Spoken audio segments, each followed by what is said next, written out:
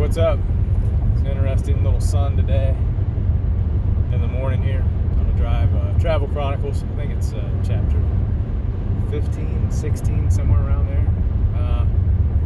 Anyway, I just heard some really depressing stuff on the radio. Basically, people don't know math.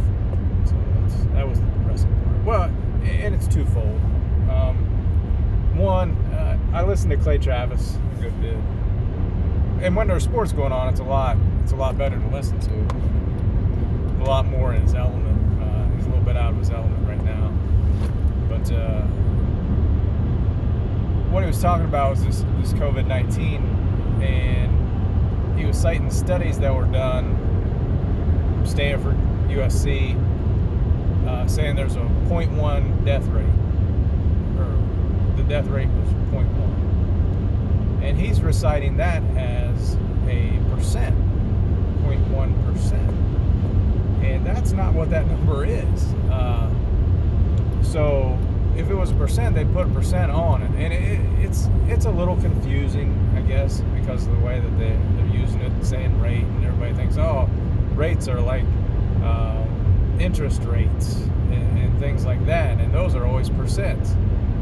But this rate would be like if you were going 60 miles an hour and then you go 0.5 rate.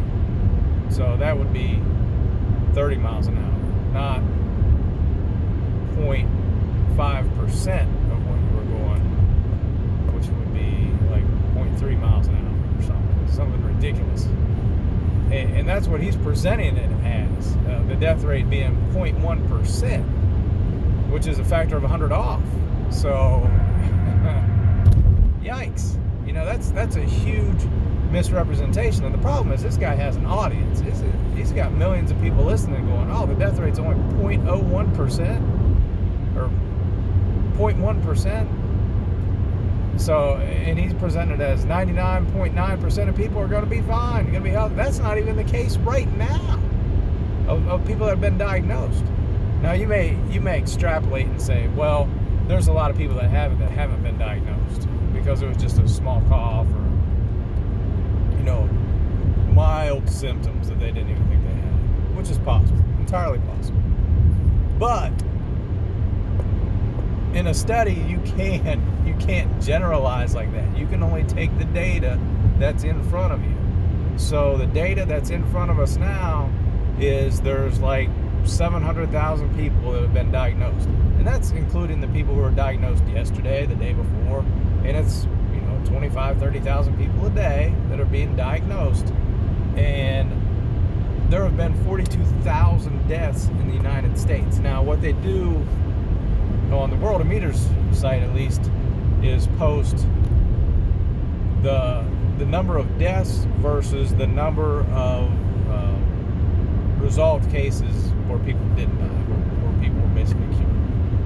And those numbers are closer to, I think, like 50-50 or maybe 60-40. So 60% of the people that have had a resolution to being diagnosed have 60% of people have been cured, 40% have died. But somehow he's getting to 99.9% of people are going to be okay. And if you look at the death rate versus just the people who have been confirmed to have it, it's closer to 5%. It's like a little over 5%. It's like 40,000, 42,000 or something versus 900 or 700,000. So that's not 0.1%. That's not a 99.9. I mean, we would be looking at, let's see, so 700,000 people had it, and let's say 1% of 700,000 would be what, 7,000 people. So that would be 700. That means 700 people will die. There's 42,000 deaths. Okay, so the 0.01%, that's not even close. That doesn't even make sense. I get it. Math's hard. It's difficult. And rate and percents and numbers, they're just fantastical things out there that people can grab and use. But the worrisome part is, like, he has a lot of people listening, and people are starting to get a little restless right now, especially the people that aren't working, that have been at home for 5-6 weeks, no clear directive on, what are they going to come back to? What are they going back to? And, the bad thing is it's like a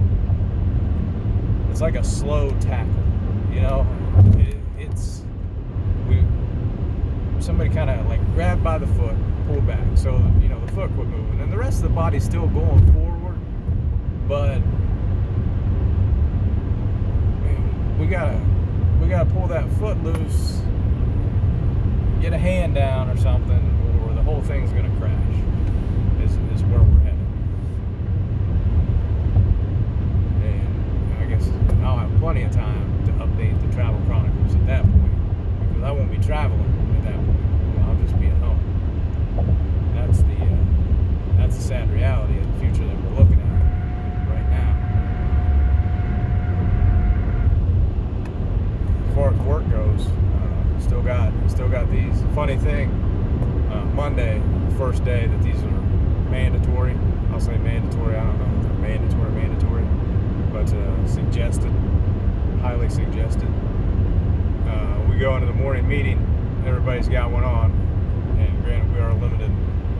There's only 6 people in the meeting anyway, but we've all got them on, got them up, except for the safety guy. That's the guy that comes in and doesn't have his mask on. That's like,